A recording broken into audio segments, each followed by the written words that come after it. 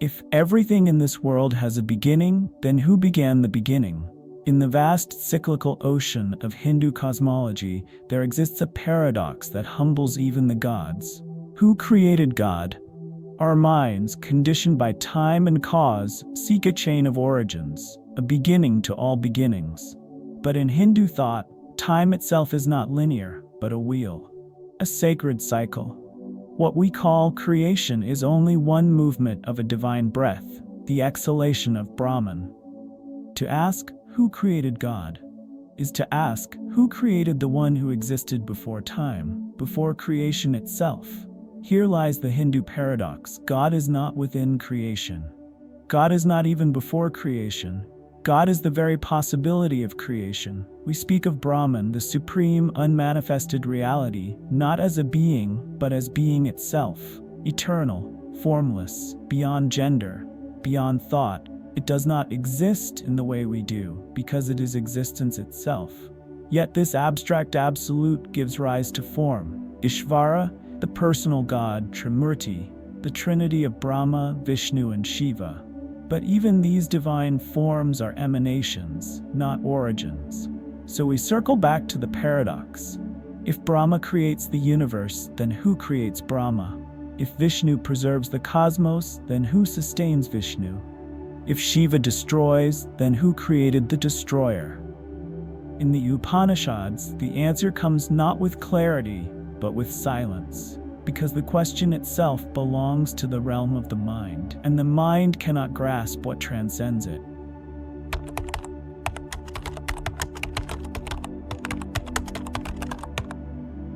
Neti neti, not this, not that. This ancient phrase from the Upanishads is perhaps the clearest answer Hinduism gives to the origin of God.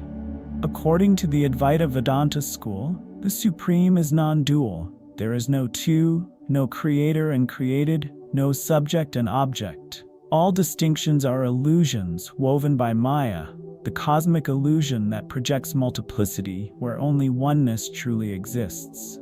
In this non-dual view, Brahman is not a god, in the sense of a creator who sits above creation. Brahman is pure consciousness, infinite and eternal, beyond space, beyond time.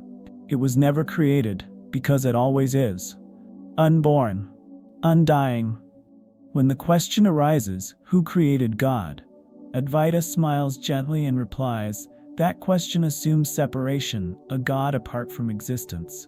But in truth you are that. Tattvam asi, thou art that.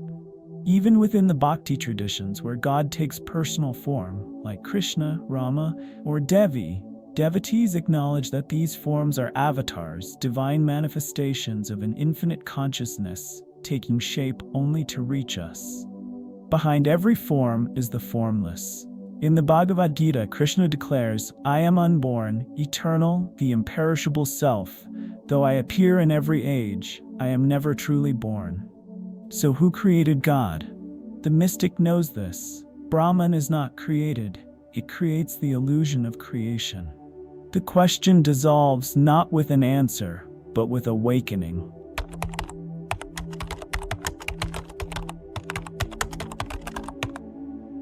From the infinite arises, and yet the infinite remains.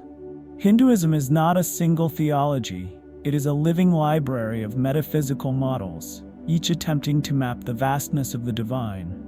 And within its ancient texts, multiple layers of creation myths speak not of beginnings, but of revelations.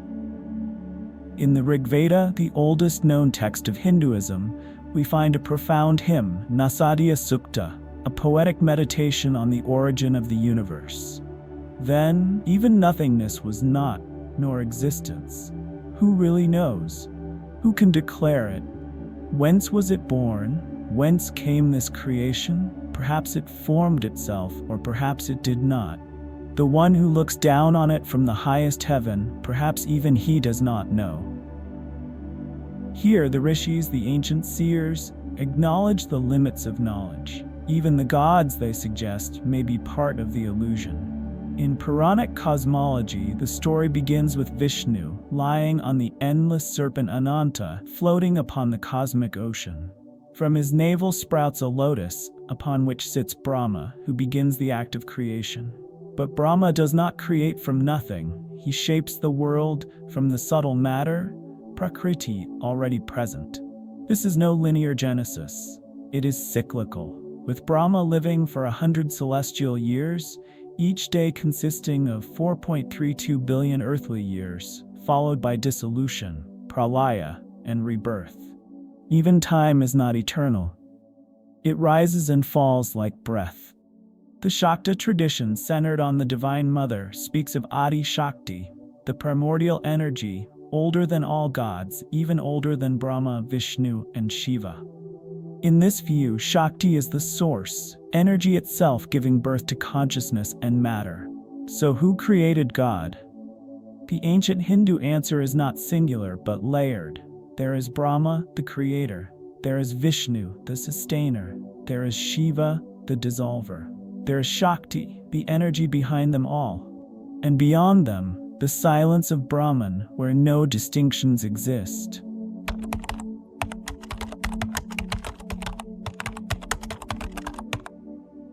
The absolute is not discovered, it is remembered.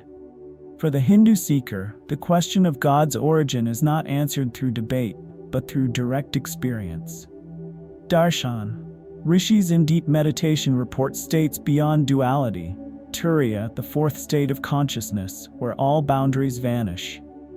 Here, the illusion of I and God dissolves. Only oneness remains. Still, not all Hindu schools agree.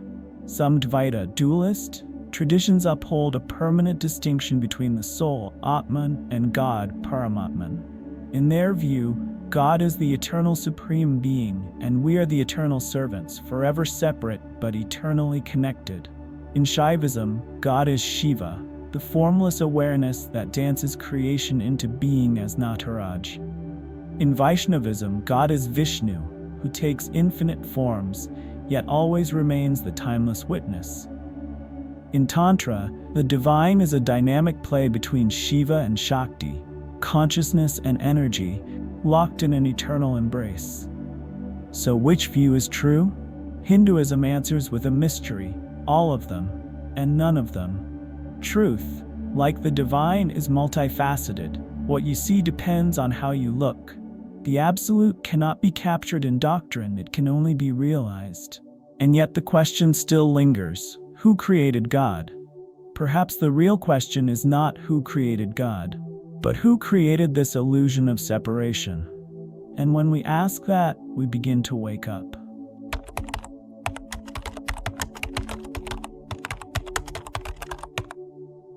You are not a drop in the ocean, you are the ocean in a single drop. Rumi. In the luminous heart of Hindu wisdom, the question who created God becomes a mirror, reflecting not the divine, but you. The answer, it seems, is not meant to be spoken but realized, not through logic but through awakening. God, in the Hindu view, is not a being to be found, but the very ground of being. Not created, not born, not he or she, but that Tat, the unspeakable, eternal one. So we leave this mystery not with closure, but with reverence. Because the one who truly seeks God's origin begins to lose themselves, and in losing the self, they find that which was never lost. You are not a drop in the ocean. You are the ocean in a single drop, Rumi. In the luminous heart of Hindu wisdom, the question who created God becomes a mirror, reflecting not the divine but you. The answer, it seems, is not meant to be spoken, but realized. Not through logic, but through awakening. God, in the Hindu view, is not a being to be found, but the very ground of being. Not created, not born, not he or she, but that Tat, the unspeakable, eternal one. So we leave this mystery not with closure, but with reverence, because the one who truly seeks God's origin begins to lose themselves, and in losing the self, they find that which was never lost.